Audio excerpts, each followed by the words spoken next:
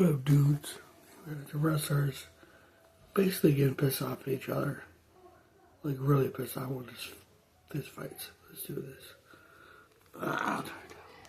Join Bet365. I don't want to. $50 in bonus bets when you bet $5, win or lose. You could spend them on bets like the spread, run line, totals, and player props. Well, there you have it. It's never ordinary at Bet365. Fans often see wrestlers get angry in the ring, but rarely do you get to see the drama that goes on backstage. Yeah, I know. I don't know what the to say. I didn't say nothing to the goddamn kid. I understand that. Well, no, you don't, because I'm making a videotape for some kid. In this video, you'll see some rare backstage arguments caught on camera, a few of which even led to real fights. Hey, you piece of Damn, bro. Get ahead.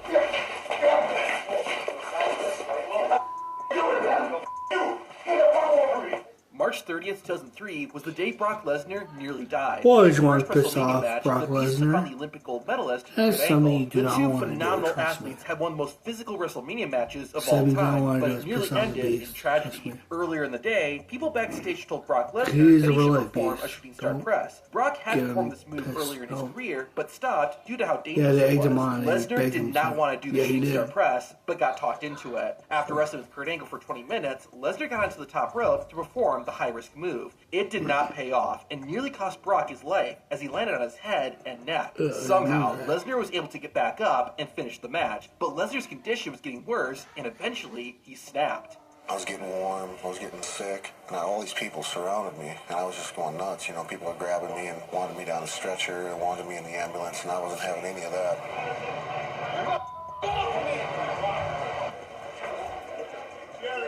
WWE wrestlers are constantly getting asked to do interviews. Not only that, but in some cases, the interviewer is trying to manipulate the wrestler into saying something they don't want to. Former WWE star Dean Ambrose, aka Jon Moxley, saw exactly what this camera crew was trying to do and called them out. You asked me the same question like 15 times, and I'm not going to manufacture some answer for you. Like, go find somebody else and give them a script. Stop trying to, lead me into saying the things you want me to say. This is not the only time Ambrose got legitimately upset backstage. In late 2017, Dean Ambrose suffered a triceps injury and was out of action for 9 months. Finally, in August 2018, Ambrose was getting ready to make his return. A WWE camera crew was filming the Lunatic Fringe when he got a phone call informing him plans had changed. Oh, yeah.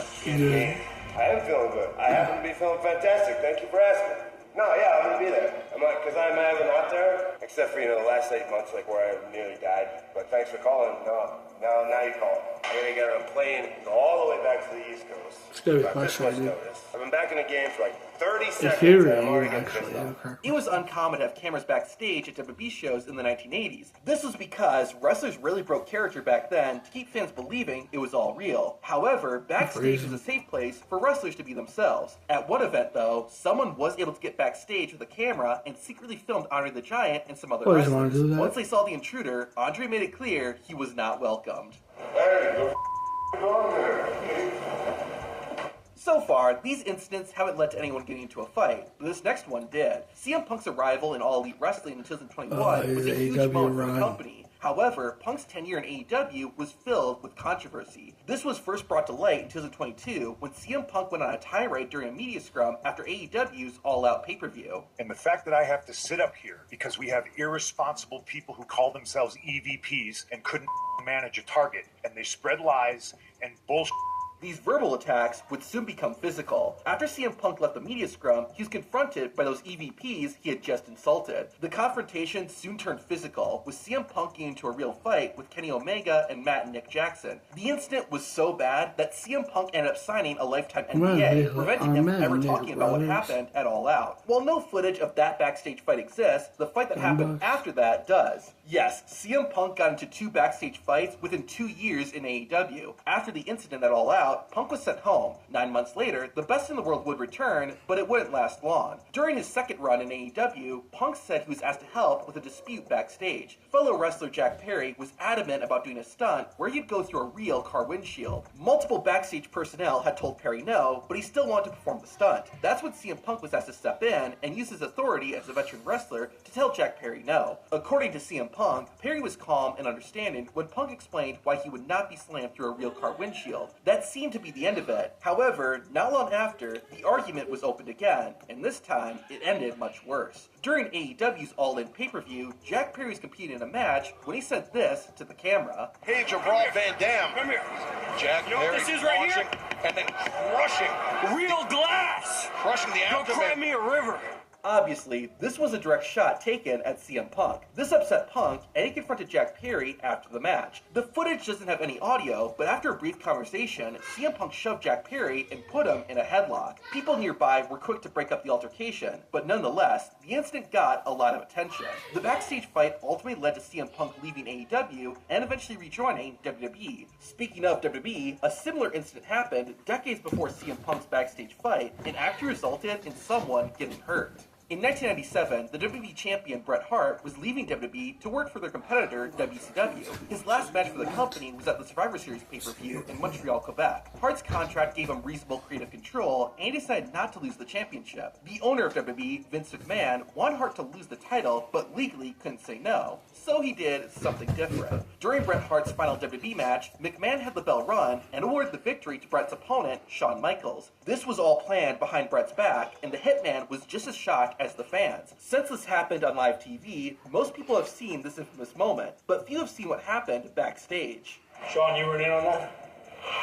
Fucking idea. I don't even know if God is my fucking witness. My hands are clean of this one, I swear to God. He's yelling me out there. I gave him the help when I came back here. How will I have any part of it? Are they friends? Like, they special beef or?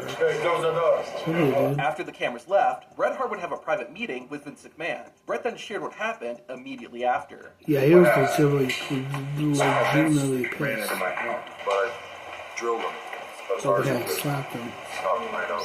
Silence, man. Hands like that with a punch. I told him to get out.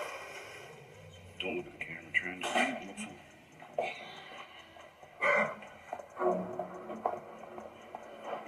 This isn't the first time a wrestler has been mad at Vince McMahon. Brock Lesnar and Roman Reigns' Universal Championship match at WrestleMania 34 is considered to be one of the worst main events in WWE history. The crowd was not into it, with fans chanting, "This is awful," during the bout.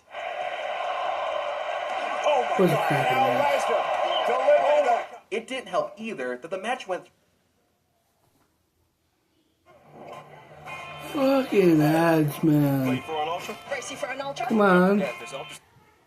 through some last-minute changes. In the end, Brock Lesnar beat Roman and retained the Universal title. Despite the victory, the Beast was mad, presumably because of how horrible his match was. After the match was over, Brock went backstage and did this. I'd been mad. I would have been mad too.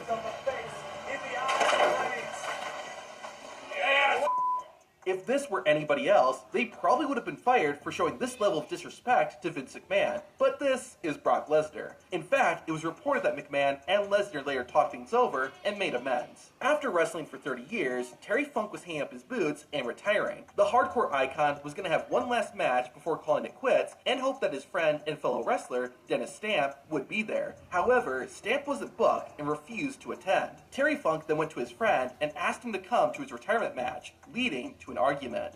How's everything going? I'm not going to be here, but... Why aren't you? Because I'm not booked. You're not going to be here. Why aren't you going to be here? Please be here. I'm not going to be here, Terry, because I'm not booked. That's an old rule.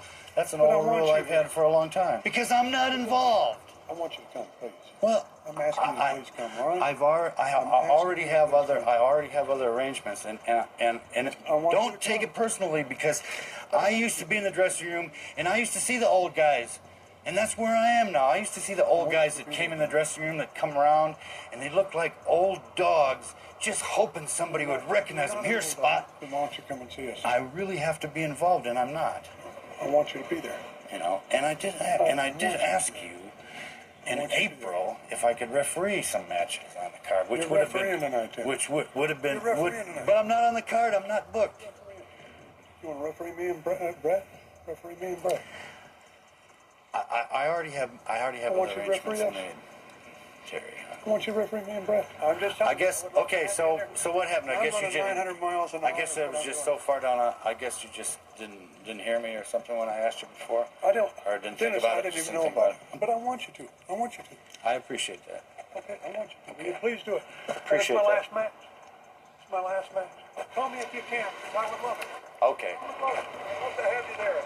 I appreciate that, Terry. I appreciate that. Dennis Stamp did end up attending the show and was right by his friend's side. In fact, Stamp was the referee for Terry Funk's match that night against Bret Hart. Santino Marella was one of the funniest WWE wrestlers of all time, but, just like everyone, he could get ticked off too. In 2005, Santino was training at WWE's development system, OVW. During a show, Santino was playing a fan in the crowd. He was supposed to act afraid of the boogeyman, but instead, he laughed. The man in charge, Jim Cornette, became enraged and slapped Marella afterward. Cornette ended up getting fired, and Santino continued his WWE career. Over a decade later, while at a convention, Marella and Cornette bumped into each other, and it went as well as you would expect. Get the away from me! I'm trying to walk away from you.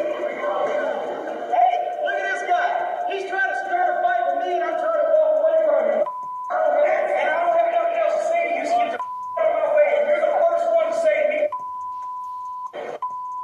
Stay there, smile. I slapped you 17 times before. You want it again? Well, yeah. You want it again? Now, we saw how CM Punk manhandled Jack Perry, but how well would he have done in a real fight? To find out, watch the video on screen. Yeah, remember the, not remember, these guys are crazy, man. Yeah, guys.